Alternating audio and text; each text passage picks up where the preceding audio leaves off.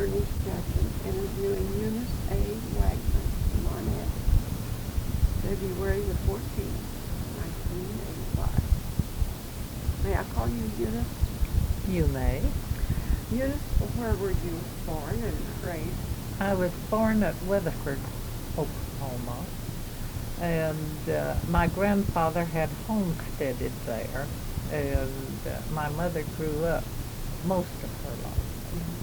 And then my father, they lived around there for, perhaps a year and a half or 2 years, and then he homesteaded north and west of there, about 5 miles.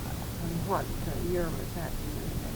Well, it was probably a 19, let's see, I was born in 1902, that was probably about 1903 or 4, somewhere along there. And then later on in 1906, no, that was just a little bit wrong, I think, because in 1906 we moved from there to Ellis County. Mm-hmm. And of course I was born in 1902, and I was 4 years old when we moved to Ellis County. And when we moved there, why, that was before we had Ellis County.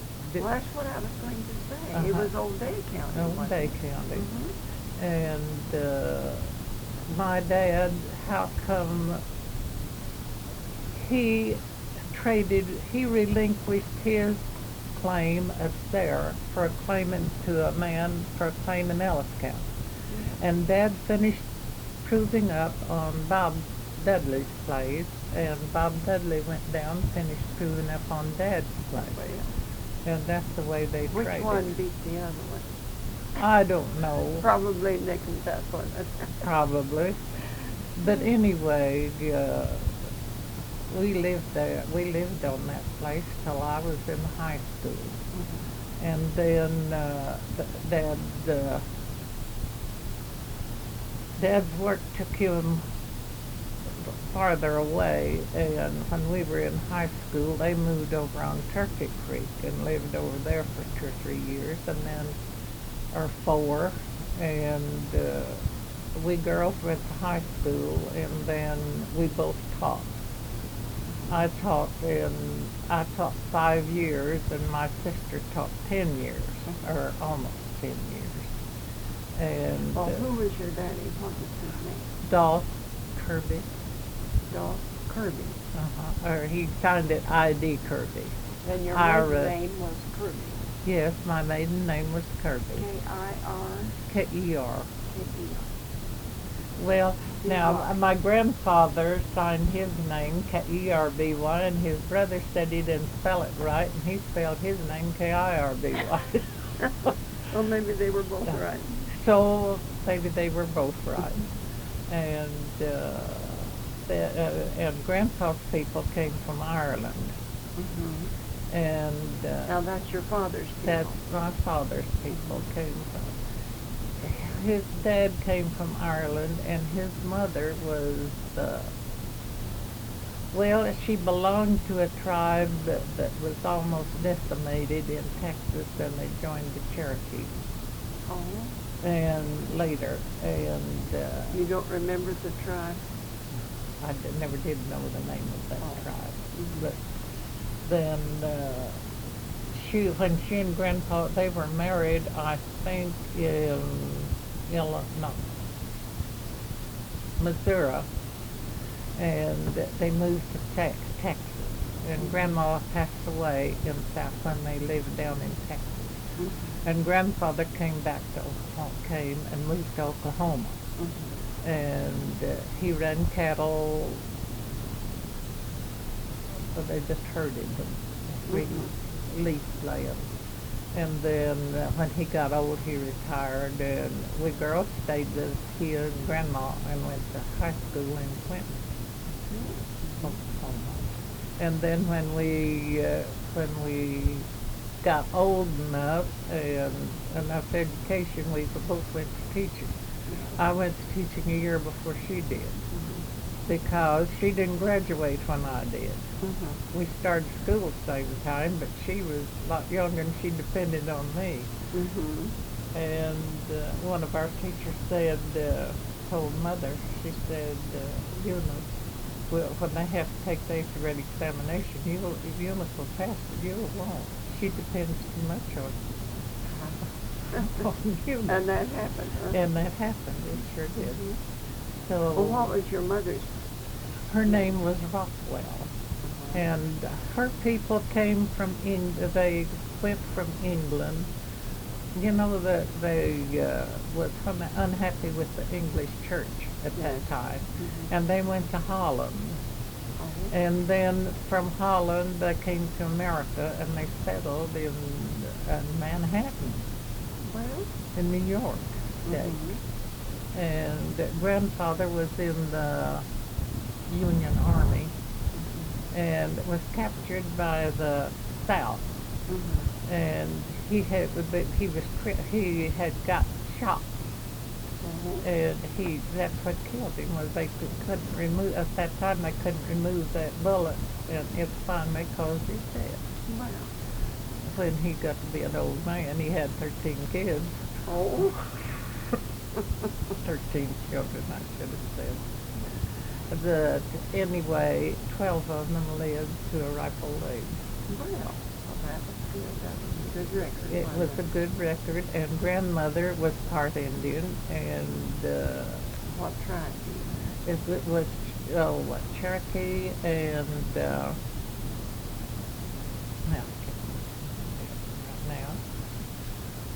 It wasn't those days, but it was off down in that country. Delaware? No. Well, I think that's my memory.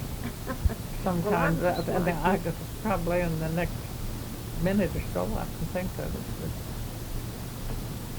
it's me right now. Mm-hmm. But Where did you attend school? Your first school? The first school I attended was a one-room school, Mm-hmm. and I was 5 years old, and we walked and rode. Well, we rode most of the time. We always had a pony or a horse to ride. Yes. And we rode, if the weather was bad or something that was pretty, why, we walked. My sister did. So, but it was just a one-room school, and 60 children. 60 children? Yes, ma'am. And You see this country down in the southeast of here, it was just open, and there's someone on every 160, and some 120, and some of them 80. Mm-hmm. And nobody can make a living in this country on that much land, and so many of them then later sold out, and quick as they proved up, they sold out and left.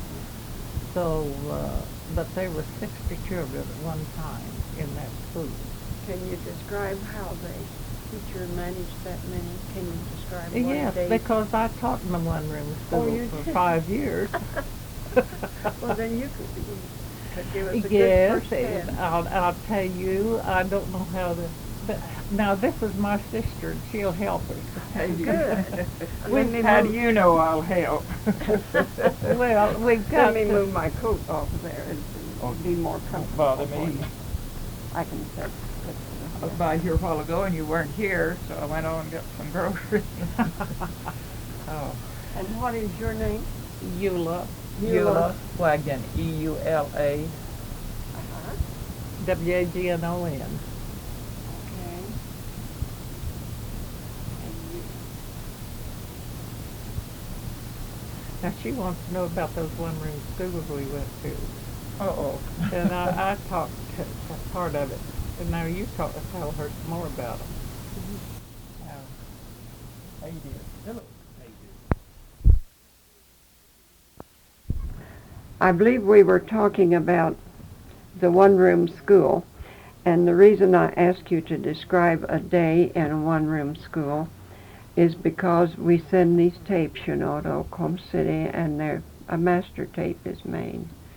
And it is put in a vault, air-conditioned fall and kept indefinitely, and your great-grandchildren can go there 50 years from now and ask to hear this tape. Oh, mercy. My And great they'll hear- grandkids will be old. They'll be in They their will. 80s. Some of them 50 years from now. Well, maybe their children can. But see, we're saving history by the one who has lived it and their voice. And I have my mother's voice on tape, and that's precious to me. Okay, which one of you girls now? We're interviewing, did he take that? No. Eunice A. Wagnon, Mm-hmm.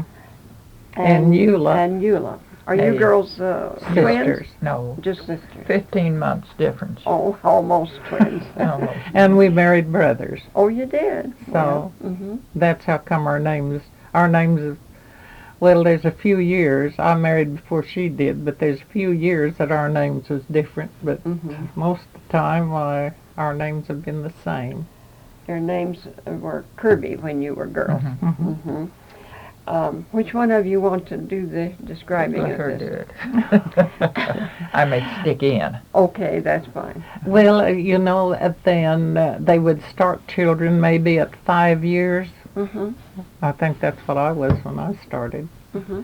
And the teacher would have us all around the desk and teach us our letters or whatever. Mm-hmm. But it seemed like the way we learned the most in those kind of schools was listening at the others just ahead of us, you see. Right. And when we would get up in the next grade, well, we had a pretty good idea of what was going on, you know. Yes. Now look, and this first grade was called the chart class, and we had a big chart that had the ABCs and so forth on it, Mm-hmm. and the numbers, and we weren't called beginners in those days. We were called in the chart class, and then eventually we got in the first grade, or the primer, Mm-hmm. and then the first grade. Mm-hmm. But in later years they didn't have things No. called chart class. Perhaps it was something like kindergarten. Only we weren't allowed to use colored pencils and play in school. That was playing in school, to use colored pencils and scissors and cut out things. Mm-hmm. And it was so much different now. When they have kindergarten, they learn to cut and color and so forth. Did you teach phonics? Yes. Certain amount, Certain yes. amount of them, yeah. Yes, we taught phonics, but when my children went to school, only one of them had phonics. Are they all good readers? Yes, they're pretty good readers. Now, some of them are better spellers than others. Mm-hmm. But if you get phonics, you get the sound of letters, Yes. and I am very much for phonics. I am too. Me But, too. we had Mr. Presnell. I don't suppose you know him. But he was a person that stressed very much arithmetic, spelling, and reading. And that was about all we had. Mm-hmm. But if you get those, you can get the others. Yes. Mm-hmm. And he was different in his pronunciation of words. If you learned spelling under Presnell, you could spell those words. Someone else pronounced that word, it didn't sound the same. Yes. And he was very strict in spelling, and it made good spellers of Yes. most of the children. Well, did you have a recitation badge? Yes. Oh, yes. Yes. Did you assign them seats? Yes.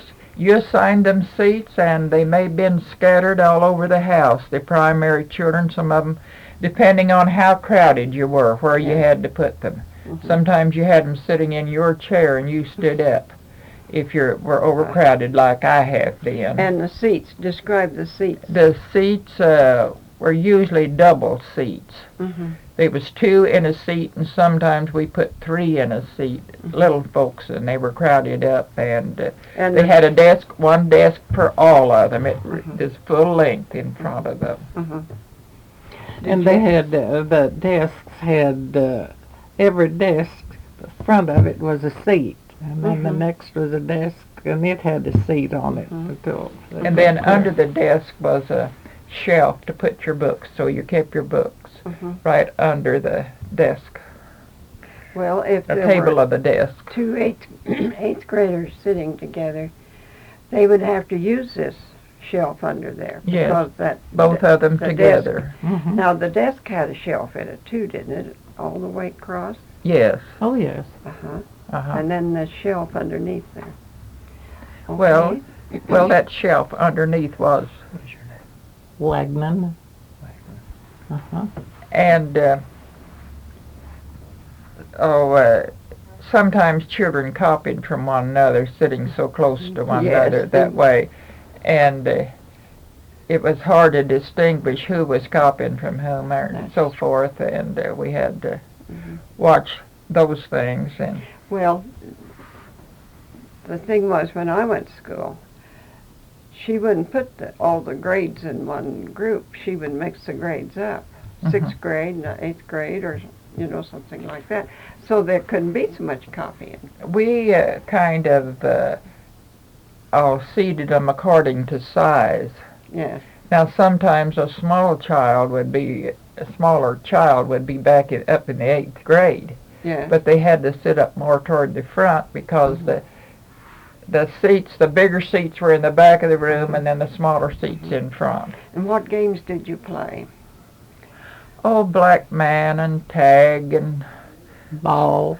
and baseball, or usually it was a ball somebody had made by winding string around a tiny rubber ball or a rock or something or other, and then sewing cloth over the top of it. And the bat might be a piece of an old desk, or it might be a piece of a tree limb, or two before. Or a two before, whittled down to where you get a hold of it. We seldom had any equipment that was bought at a store. It was made at home or something. Did you have pie suppers?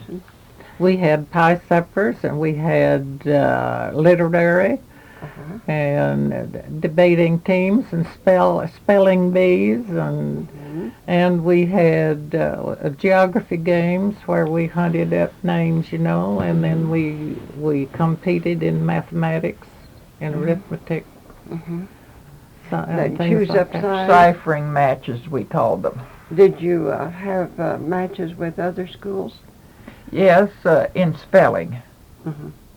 And arithmetic too? No, we never had, that I remember of, contested any other school in arithmetic, but we did in spelling, especially when we went to Mr. Presnell. That year, why, we contested reason, you remember that, and Eddie. Where did you girls get your education? Well, at Peak and Sunny Slope. You used to be, when this country was first settled, there was, we were just about Dad's land was about halfway between, part of it was in Sunny Slope District and part of it was in Peak District. And we went to both schools part of the time. In those days, a district was 3 miles square. And we lived right kind of on the line of the two districts. And in the fall, the Peak school started real late because the people wanted to go away to pick cotton, and they didn't want the school to start till up in November.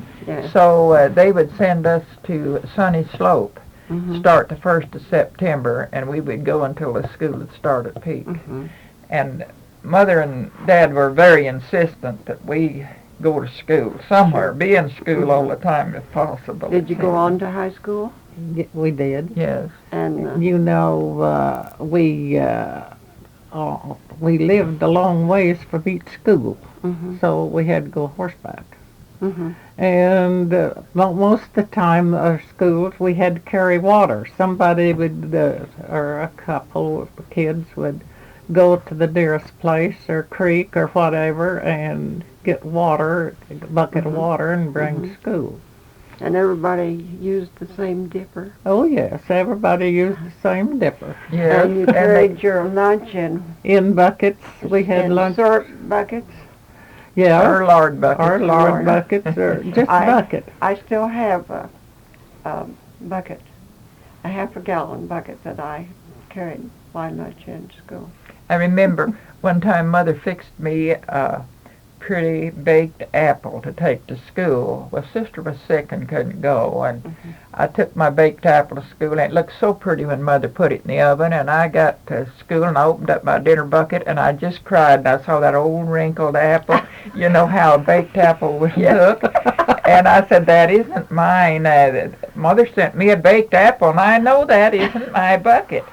And a girl said, honey, that's a baked apple. Well, that doesn't look like it did when Mom put it in the oven. Yeah. I was so disappointed. Now let's see. What year were you born in?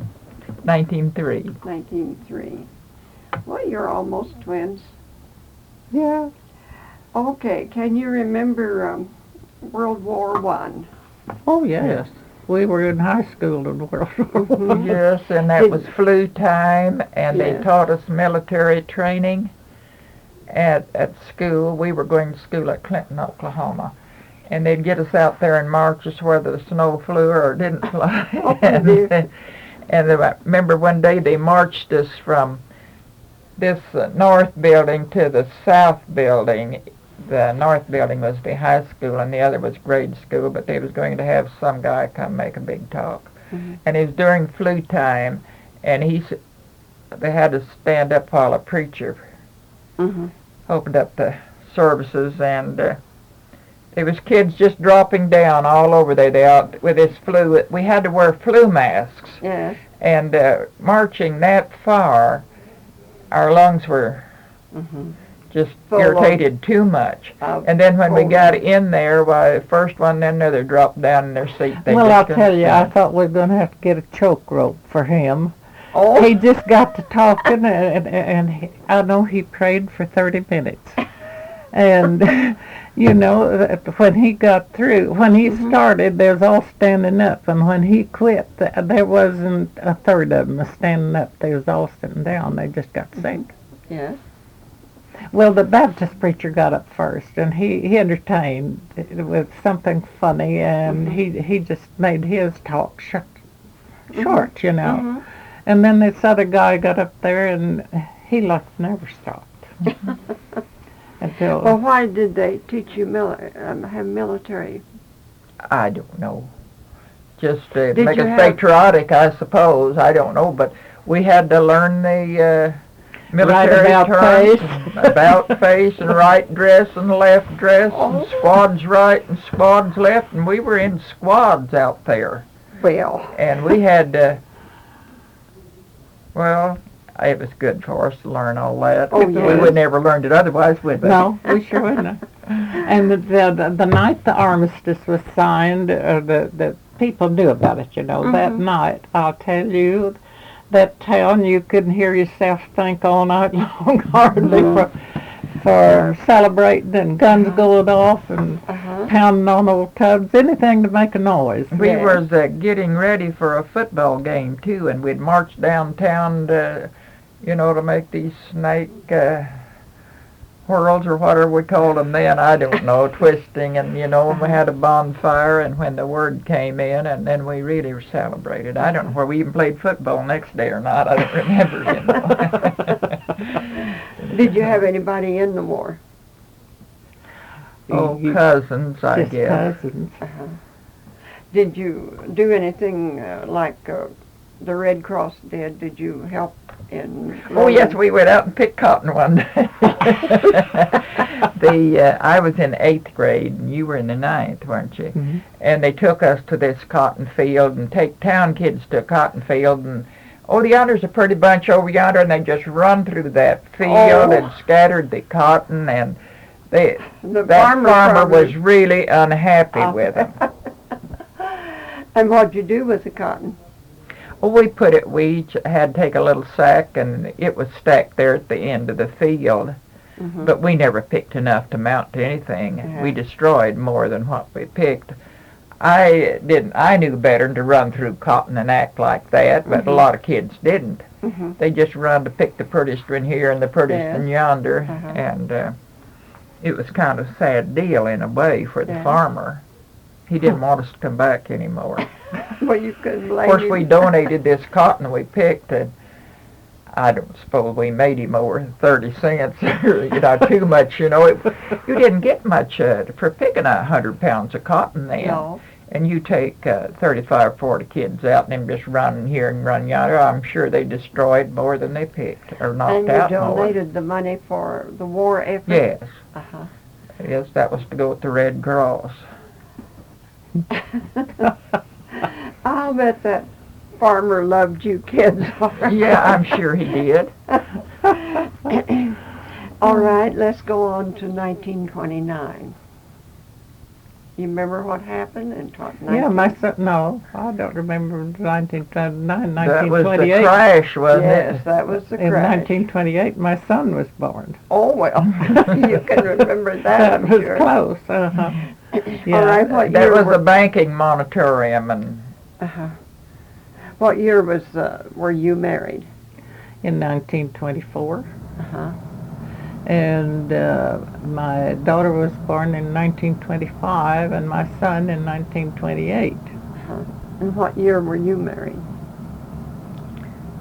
30. Oh, gee, why did you ask that question? Are you both with us? No, No, neither one of you. My husband has been gravely ill, and he Right. isn't well yet. Yes. I guess that was in 30. I was 27. I was born in 1903, wasn't Well, and this crash, how did it affect you folks?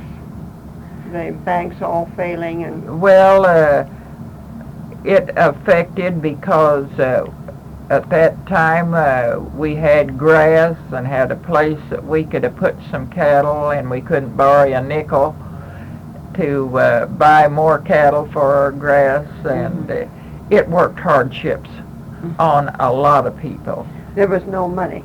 No way. Everybody was in the same boat. You couldn't get any money. No. And if you had any, you couldn't hardly get it out of the bank. Did you both live on farms at that time? Yes. And you raised your own food? However, no, we didn't. We didn't farm. We just ranched. Oh. Well, you could raise some food and you'd raise your meat, couldn't you? And, Oh Yeah, Did we you could have raise your meat chickens? and a garden. and did you have milk cows? Oh yeah. Yes, and chickens and... Oh, that's what it Oh. was with us. Uh-huh. So we had plenty to eat. Well, But we did didn't have too. plenty. Well, we had plenty to eat, but we couldn't progress. Yes, that's right. We couldn't get any bigger than we were. We just had to hang on to what we had and hope we could hang on. Yes. And then what about the dirt storm days? Do you remember those? Oh yeah. yes, I can remember them. Yes, they were bad. The dust blew in awfully bad. Now, we happened to be living in a dugout during the Dust Bowl days, and the dirt didn't come in on us as bad, like No. it did in a lot of houses. In after years, that first really Dust Bowl days, why, we lived in a house where it blew into all the windows and in the ceilings and everywhere else, I want to ask you girls something. When I was growing up, every spring my mother wouldn't clean house until after we had our spring dirt storm. Do you remember anything like that? Oh, I cleaned house when I got ready, but I hated to do Well, it. what I mean is she'd take everything out of the house. All the Oh bedding. no, I never had.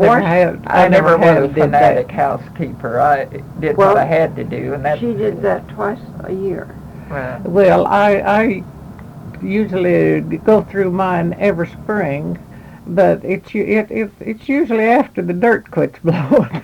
Well, out there where we were raised, every spring in March, we'd see this dust cloud move in, just like we did in the 30s. Oh, huh. Only it wouldn't be so bad. I remember in April, late April, she decided that we were going to escape that dust storm. Mhm. And so she started the house cleaning. Mhm. She took the curtains down and the bedding out and took the chairs out, and we washed chairs and washed windows and the walls. We washed the walls, and Mhm. long about 5 o'clock,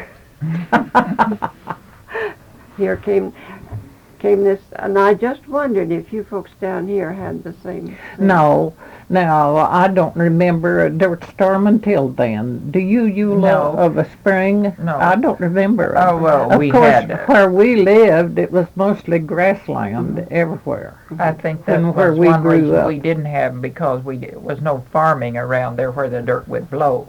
Mm-hmm. Later years now, when we lived on the Miller place, you remember how the dirt Oh, yeah. blew up there because they had plowed up all this country around there, and it if I was sandy. remember right, this storm was supposed to come from out in New Mexico and Colorado, Mhm. and then just pick up Mhm. speed as it came on.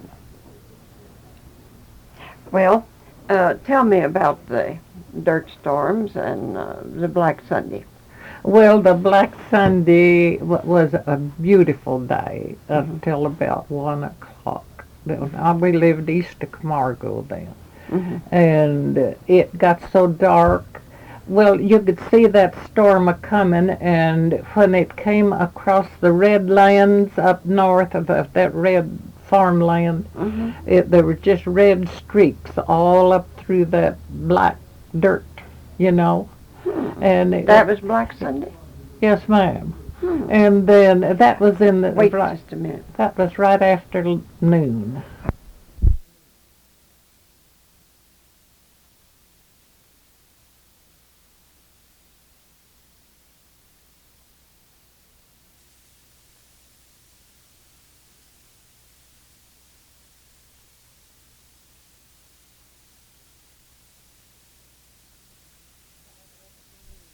Right afternoon, and it got so dark that we had to light the lamp in the house. Mm-hmm. And but it didn't get densely dark there like it did at Higgins Mm-hmm. and here, Mm-hmm. because we lived east of Camargo then, Yes. way down there in So- that country. You were far enough out of it that you didn't have it totally black. No, No. it didn't get full black. Mhm. It was just that dirt, though, when we saw it coming, was just brown streaked with red. Well, that's unusual. Yeah, it was unusual. It looked weird. Wait, Mhm.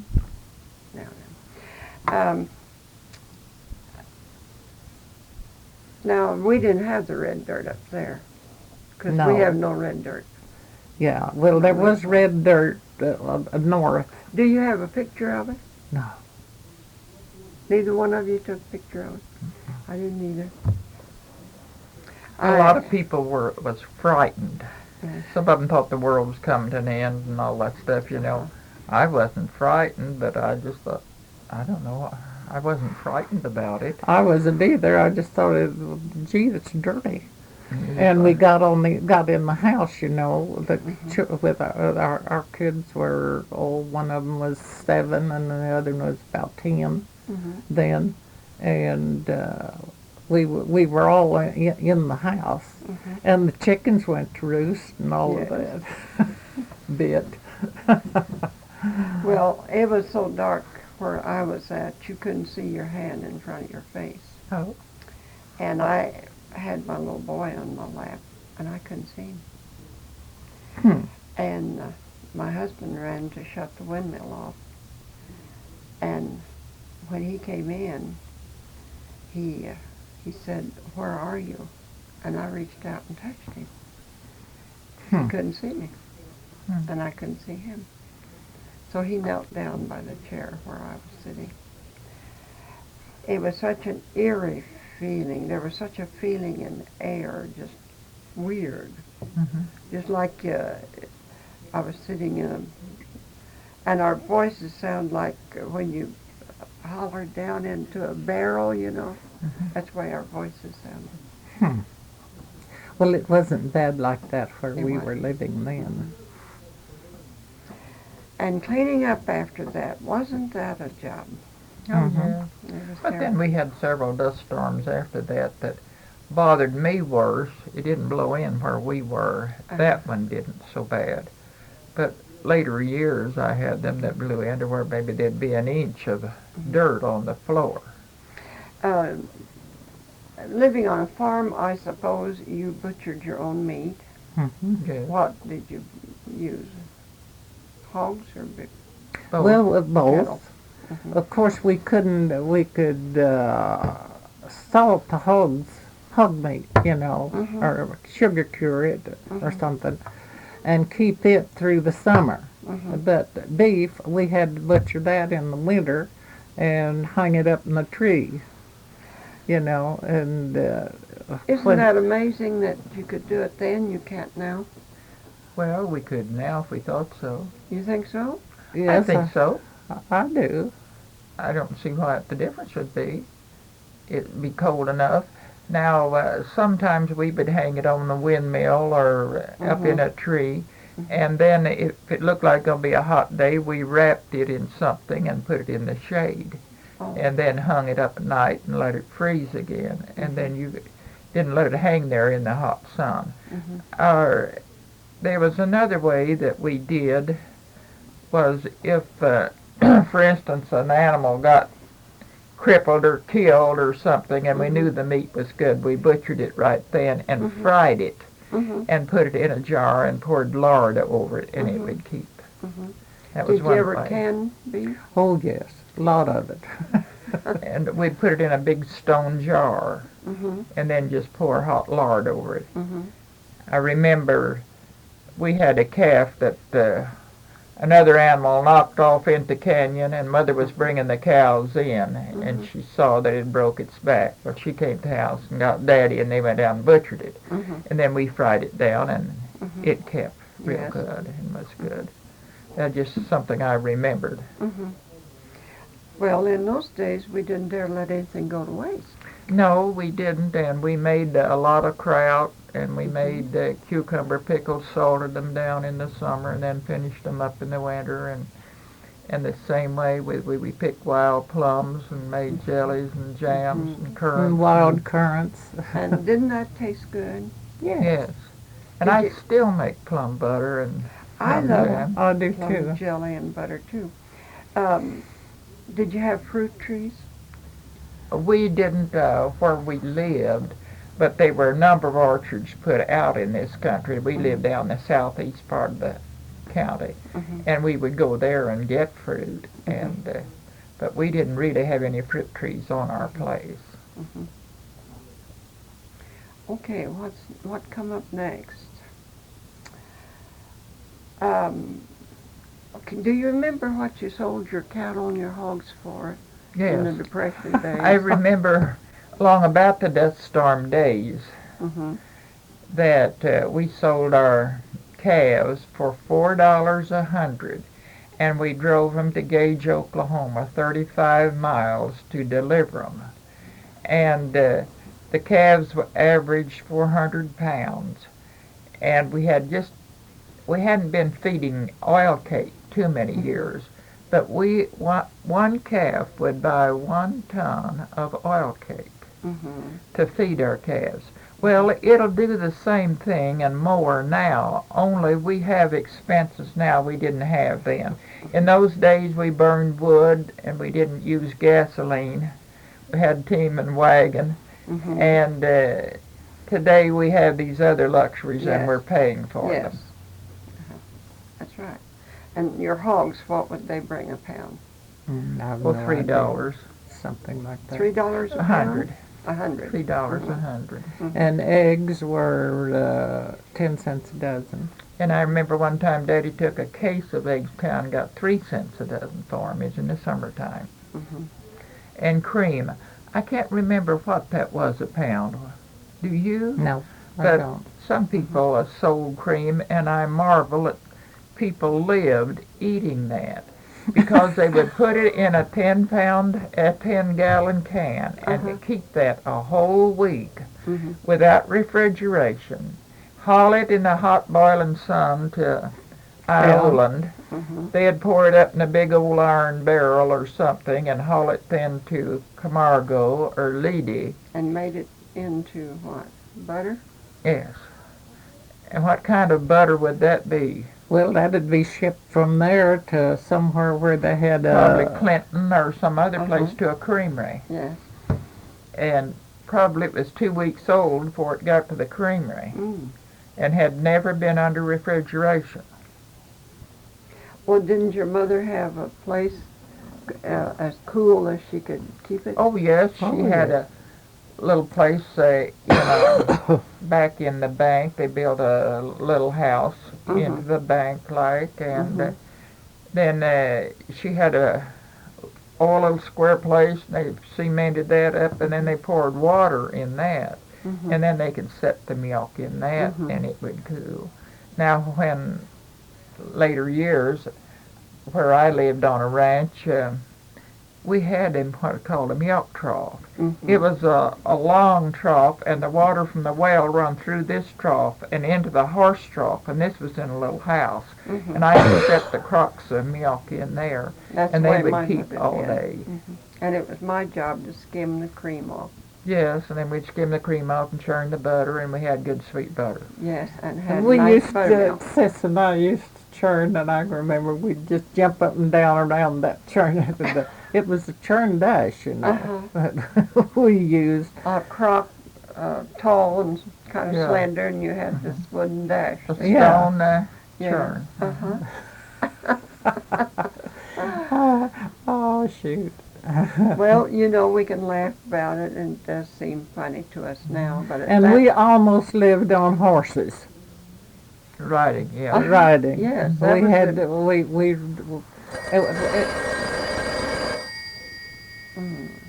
I wonder if somebody will come in. Maybe somebody else.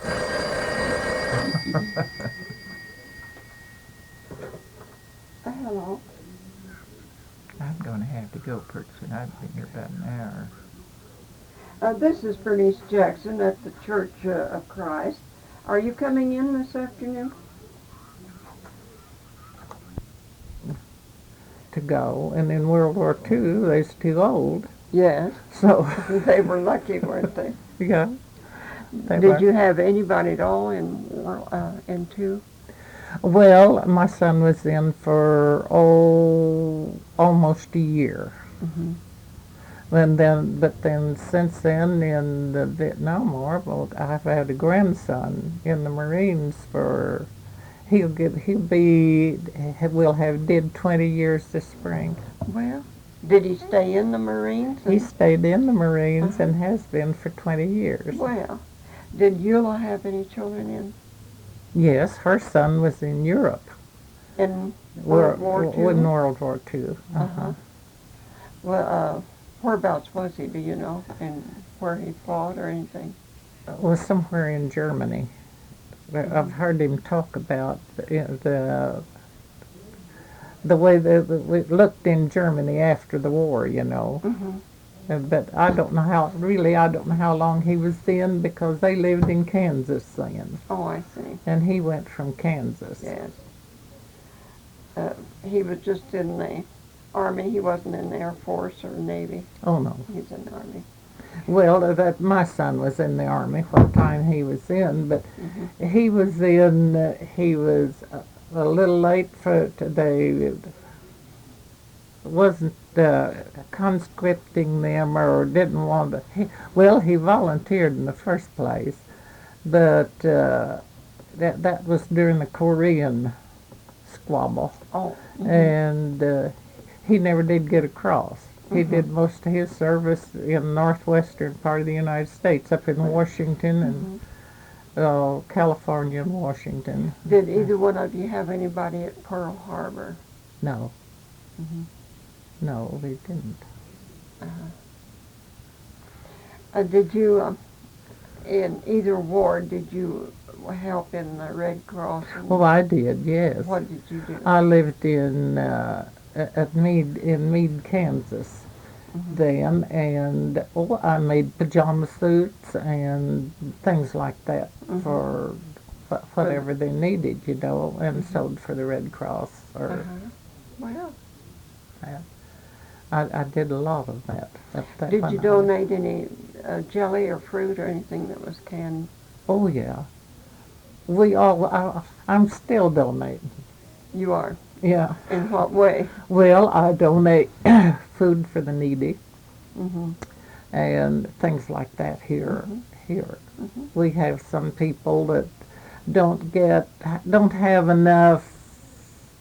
Well, that has to have lost their jobs, and they don't, the welfare doesn't give a lot of things, and our church has all sacks that has toothpaste, shave cream, and soap, and laundry soap, and everything like that that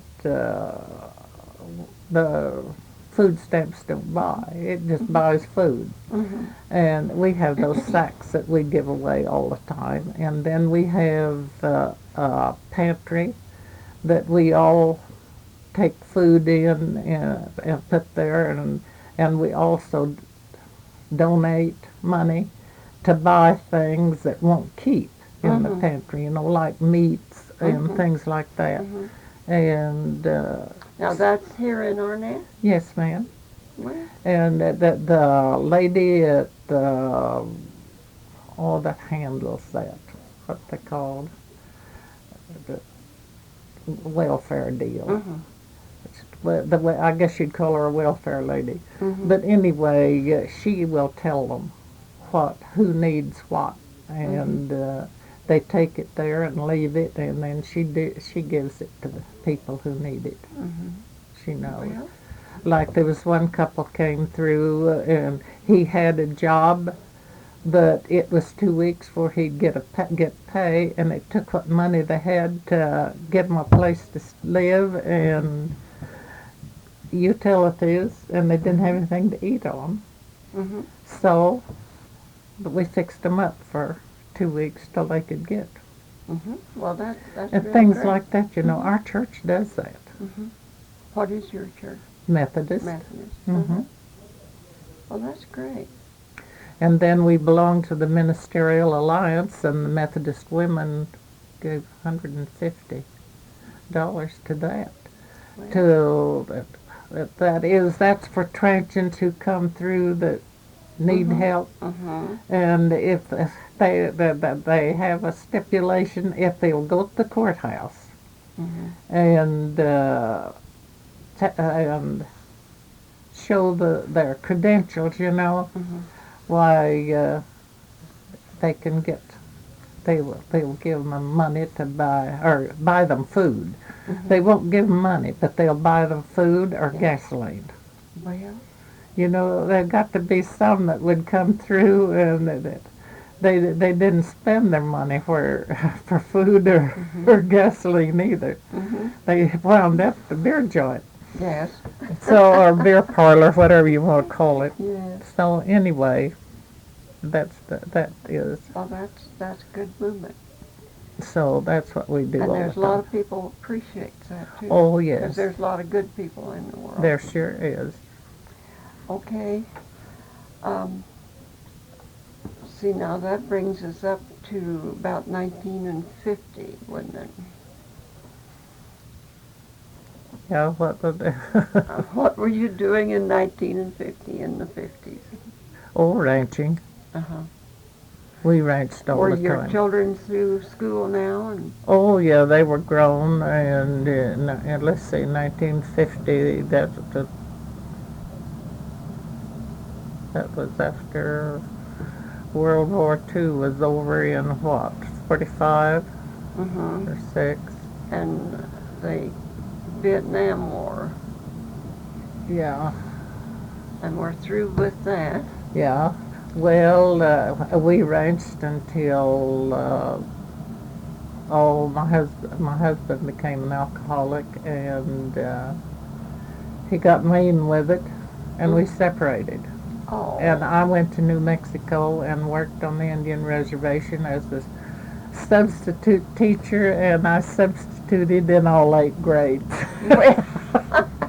And I did that on a temporary contract for 5 years.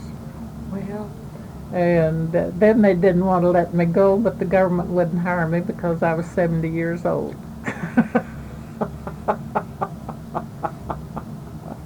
the government don't know the 70-year-old people are still capable of doing a That's lot right. of things. And they tried. They did everything to We've keep got me.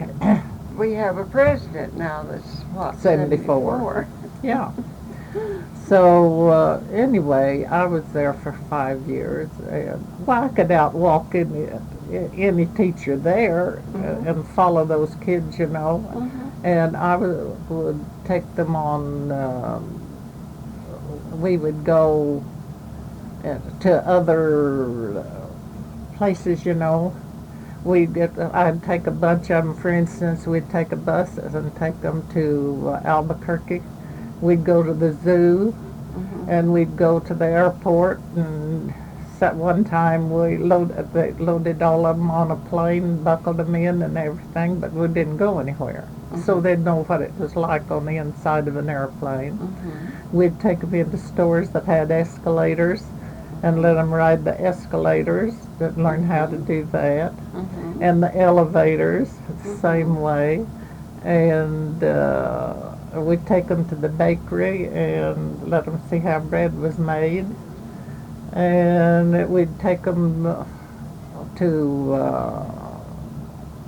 old sites, Indian old places, you know. I'd take them to the Grand Canyon and to the Petrified Forest, and I don't know. We just went everywhere, all over the state. I sure did New Mexico. You know, but I went so much of the time with groups of children on buses. Now, whereabouts was this in New Mexico? Well, I was working at Tohatchee. That's 25 miles out of Gallup. Oh, yes. North of Gallup. And That's a friend. in the southern part, isn't it? Where No, is Gallup? Gallup's, Gallup is south. Wait a minute. Let me. It's north and east of Albuquerque. Oh. So it's more in the northern part, you know, or kind of a north central. And anyway, I had a friend that lived there, and when I didn't go in buses with those Indian kids. I didn't. Why, we went in our cars, and we toured New Mexico and Arizona and Colorado and those places pretty thoroughly, you know. And that's why you made your living when you... But after I left the ranch. Mm-hmm. And then in 71, when I left, I didn't take anything from the place, but I kept half the royalty. Mm-hmm. And in 71, I got to lease that. And in 73, 71 is when the government fired me because I was too old. Yes. And but I had gotten that money, so I wasn't hurting. Yes. So anyway, then after I came back here in 73, why, I had hurt myself or sat backwards and hurt myself, and my son said, "Mother, I want you to come home." And I said, "Well, if you'll find me a place that I can buy, why, I'll come home, but I don't want to move." So they found the place where I live now, and he came after me. So about 2 weeks earlier than I wanted to come, but I came. Yes. So I've been here 13 years, or will be in April. Is your husband still living? No. No. So anyway. Is any of your family living on the ranch? Well, now he left the land down there to our oldest grandson because we just practically raised him. We got him when he was about 8 months old. His mother and dad separated, and she left him with us, and she went back to school, and then she taught a while up in Kansas. So anyway, all.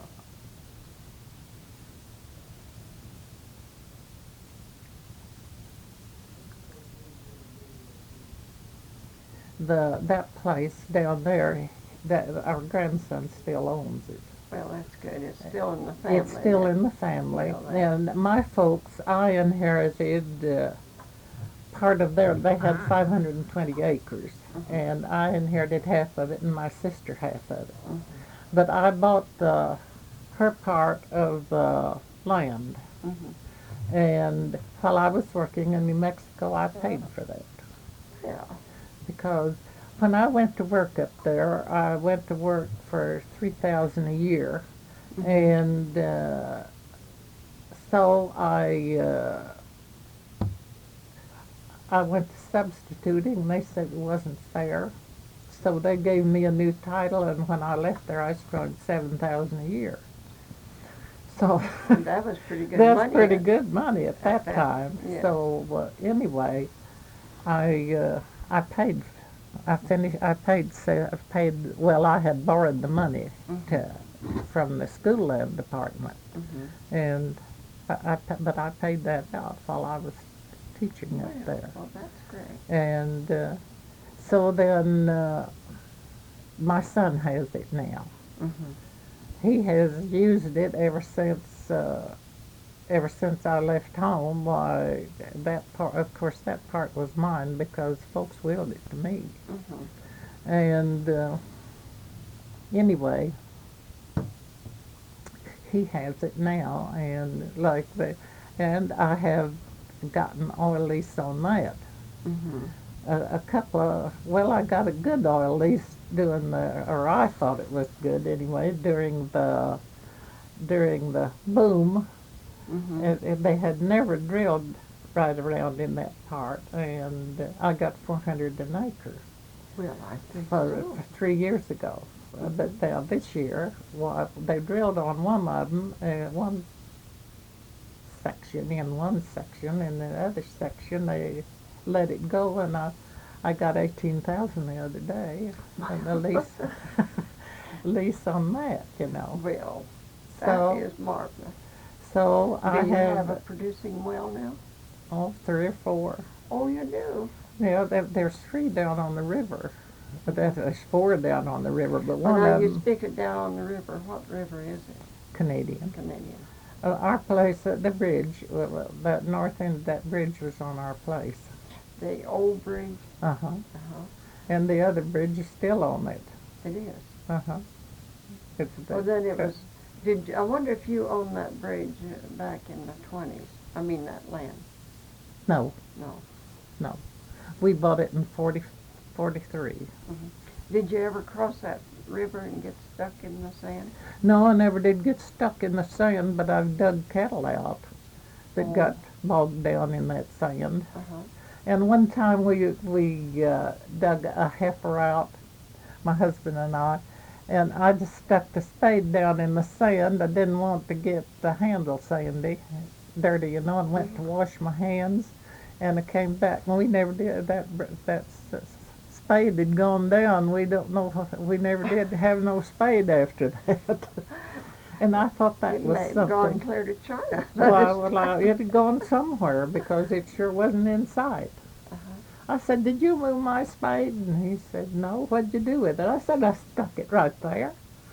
And he said, "Well, it's down there now." I've heard that river could just come up in a few minutes. Well, it's on where the rain is, you know. If it Yes. comes, you know, you can see it coming. Maybe it'll be that deep.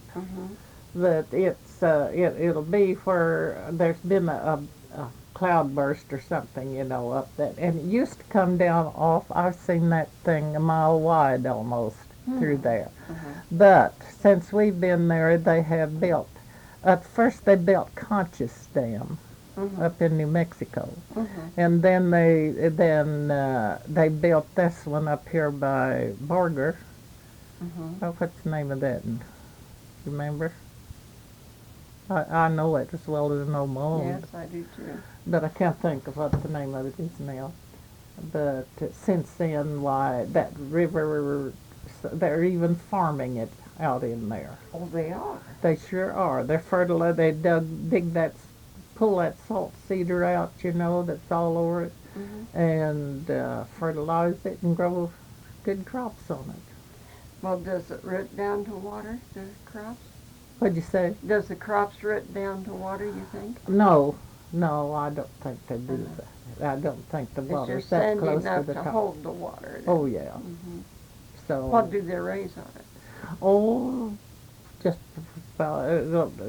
all that I've ever seen raised on it is wheat or row crop, like milo, maize, or kaffir, or something like that, or sowed seed. It must be out of the quicksand then. Oh, yeah. After it dries up on the top and there's soil and grass and trees and everything growing, why, there's no quicksand. There's no quicksand. Well, we're just almost out of tape. Can you think of anything that we've left out that you would like to tell? No, not really.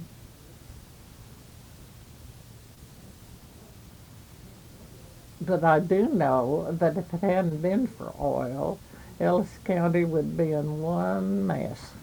So would Beaver County. Did we tell how many children there were in your family? There's just two in my family. Oh, just you and your sister is all? Yeah, just two. In my mother's family, there was 13, and in Dad's family, there was 8. And your mother's family, where did they come from? They came from Missouri.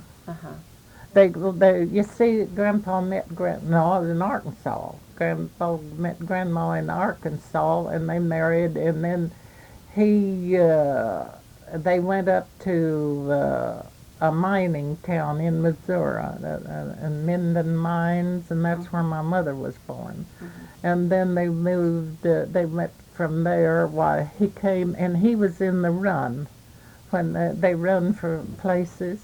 Oh. Land. And he and... Did he get a place?